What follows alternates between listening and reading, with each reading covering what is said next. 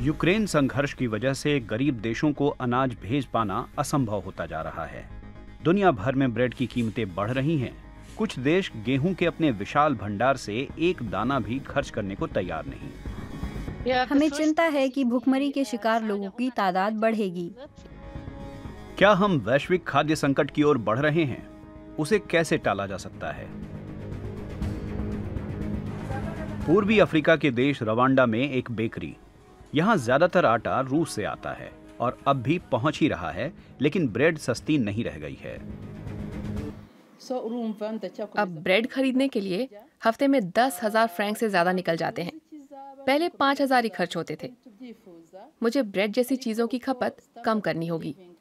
कोई नहीं जानता ये कब खत्म होगा, लेकिन खाने के संकट से सभी का जीवन स्तर खतरे में आ गया है।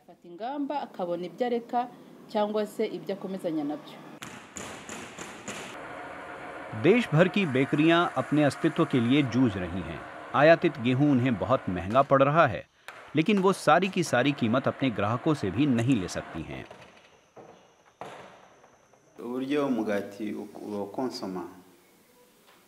जो चल रहा है उसकी वजह से मेरा कमोबेश सारा धंधा चौपट हो चुका है। गरीब लोग अनाज से बनी चीजें अब बमुश्किल ही खा पा रहे हैं। दूसरों ने हमारा सामान खरीदना छोड़ दिया है क्योंकि हमने उनका आकार घटा दिया है और कीमत बढ़ा दी है। मुझे उत्पादन में कटौती करनी पड़ी है। ये कारोबार ठप हो रहा है। गेहूं की कीमतें हाल फिलहाल में बढ़ ही रही थी, लेकिन यूक्रेन की लड़ाई से कीमतें आसमान छूने लगी हैं। भूखमरी की चपेट में आने वाले लोगों की तादाद बढ़ती जा रही है। ये आपकी जेब पर निर्भर करता है। करीब 2 अरब लोग ऐसे हैं जो $3 प्रतिदिन या उससे भी कम पर गुजर बसर करते हैं। अगर कीमतें जरा सी भी बढ़ती हैं, हालांकि हम यहाँ 40% की ही बात कर रहे हैं, तो भी सवाल उठता है कि खाने के लिए उन गरीबों के पास कितना पैसा बचा रह पाता है। फिर भी ये देखिए कि अनाज की कमी भी नहीं है। बहुत सारे अनाज गोदाम भरे पड़े हैं, खासकर चीन में। यूक्रेन का अन्न निर्यात तो इस भंडार की महज एक बूंद जितना होगा। क्या चीन अनाज की खरीद को थोड़ा कम करने को तैयार होगा ताकि विश्व बाजार पर दबाव कम हो? हम नहीं जानते। चीन अनाज और तिलहन के निर्यात पर बहुत ज्यादा निर्भर है और इसलिए बड़ा अन्न भंडार उसके लिए सामरिक लिहाज से अहम है, और हम ये मानकर नहीं चल सकते कि वे उसे सबके लिए खोल देंगे। वैश्विक खाद्य संकट को रोकने में पश्चिम कोशिश कर सकता है। हमें बायोफ्यूल की फसलों की पैदावार में काफी कटौती करनी होगी या उसका इस्तेमाल ही बंद करना होगा, क्योंकि जमीन भोजन के बजाय गैसोलीन के उत्पादन में जा रही है। यूरोपीय संघ में फिलहाल करीब 12% कृषि जमीन पर बायोफ्यूल के लिए फसल उगाई जाती है।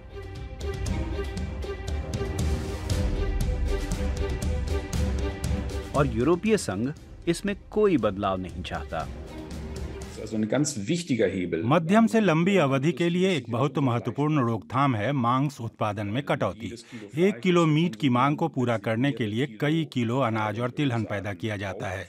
मेरा ये मतलब नहीं कि हमें मांस खाना रोक देना चाहिए, लेकिन मिसाल के लिए जर्मनी में एक साल में प्रति नागरिक 60 किलो मीट खाने के बदले 40 किलो मीट खाकर भी सब खुश रह सकते हैं, मांस खाने का आनंद लेते रह सकते हैं और विश्व बाजार पर दबाव कम करने में योगदान दे सकते हैं।